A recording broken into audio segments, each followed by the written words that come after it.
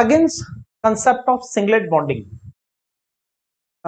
Louis के octet rule को बचाने के लिए सगिन्स ने एक फेलियर अटेम्प्ट किया, राइट? अटेम्प्ट फेल हुआ, but he propose an idea of singlet bonding.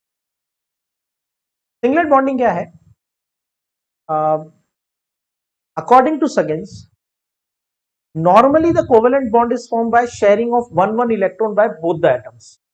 That's a normal covalent bond.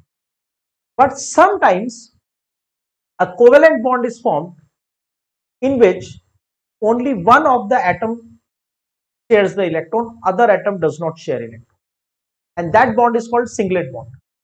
तो अगर नॉर्मल कोवेलेंट बॉन्ड है, जब दोनों एटम्स ने एक एक इलेक्ट्रॉन शेयर किया है, तो हम उसको एक नॉर्मल लाइन से शो करते हैं. लेकिन अगर एक एटम ने एक इलेक्ट्रॉन कंट्रीब्यूट किया है और दूसरे ने कुछ भी कंट्रीब्यूट नहीं किया, तो उसको हम सिंगलेट बॉन्ड बोलते हैं, और उस सिंगलेट बॉन्ड को हम हाफ हेडेड एरो से शो करते हैं. This is a normal covalent bond.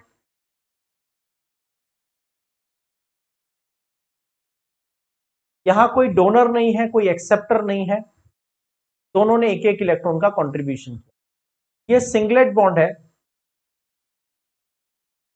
इसमें ये डोनर है, मतलब ये एक इलेक्ट्रॉन कंट्रीब्यूट कर रहा है शेयरिंग के लिए, और ये एक्सेप्टर है, ये कोई इलेक्ट्रॉन कंट्रीब्यूट नहीं कर रहा है, सिर्फ डोनर के एक इलेक्ट्रॉन को यूज करके बॉन्ड बना. उन्होंने कहा कि ऑक्टेट का वायलेशन नहीं होता. PCl5SF6 जैसे कंपाउंड्स में ऑक्टेट का वायलेशन नहीं होता है. जितने इलेक्ट्रॉन्स एटम को रिक्वायर्ड है, ध्यान से सुनना,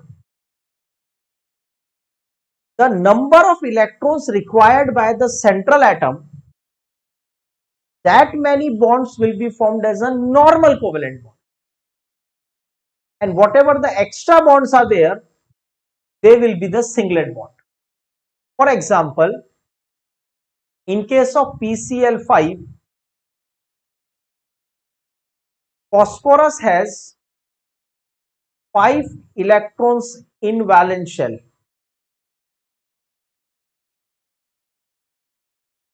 तो ये फॉस्फोरस, और आउटर शेल में 5 इलेक्ट्रॉन्स 1 2 3 4 एंड 5. आउटर शेल में 5 electron, 5 electrons in the valence shell. तो needs only 3 electrons to complete the octet. तो फॉस्फोरस क्या करेगा? 3 क्लोरीन के साथ तो नॉर्मल कोवेलेंट बॉन्ड बनाएगा,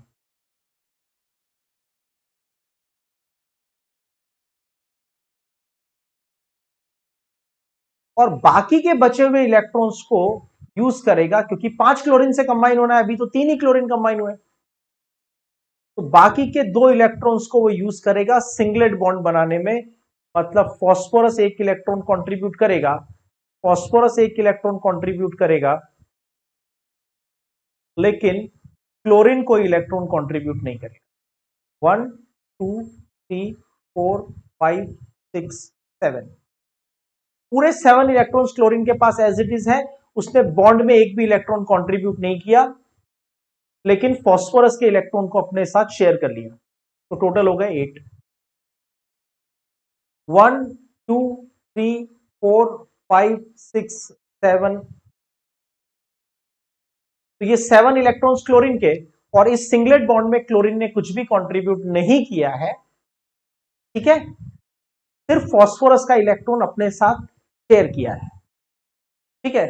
तो ये फॉस्फोरस के इलेक्ट्रॉन को अपने साथ शेयर कर रहा है, लेकिन अपने इलेक्ट्रॉन को फॉस्फोरस के साथ शेयर नहीं कर रहा. Chlorine is using the phosphorus electrons for bond.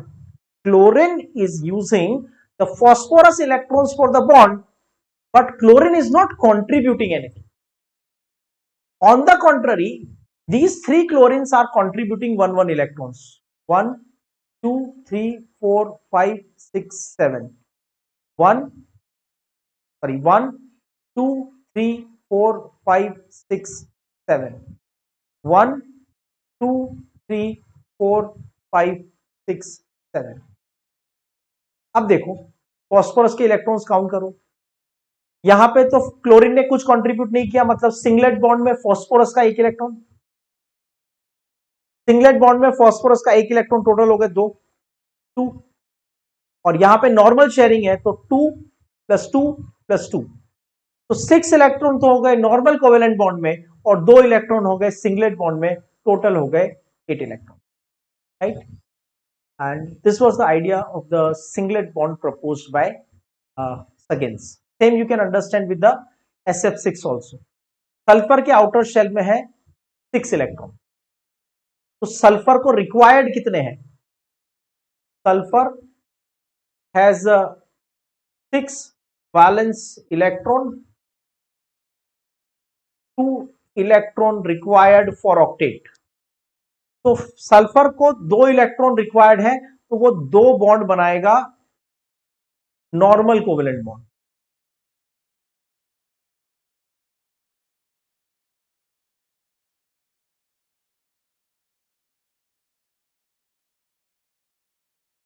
दो बॉन्ड बनाएगा normal covalent bond,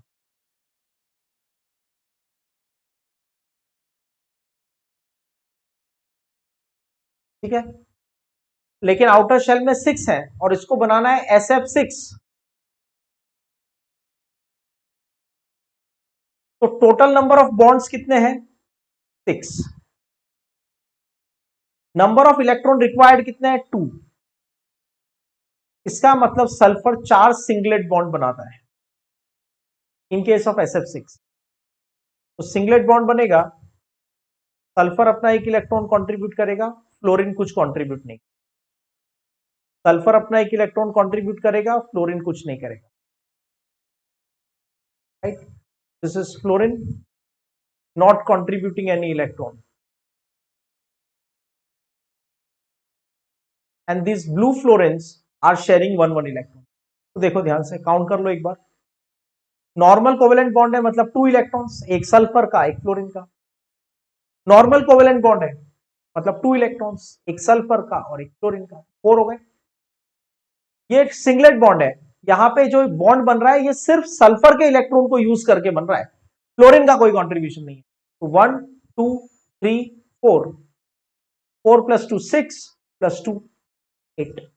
This is how the singlet bonding concept was given by Huggins, although it is not a very successful idea, but yes, it was one of the proposals, so we have discussed it, right? No need to apply it elsewhere.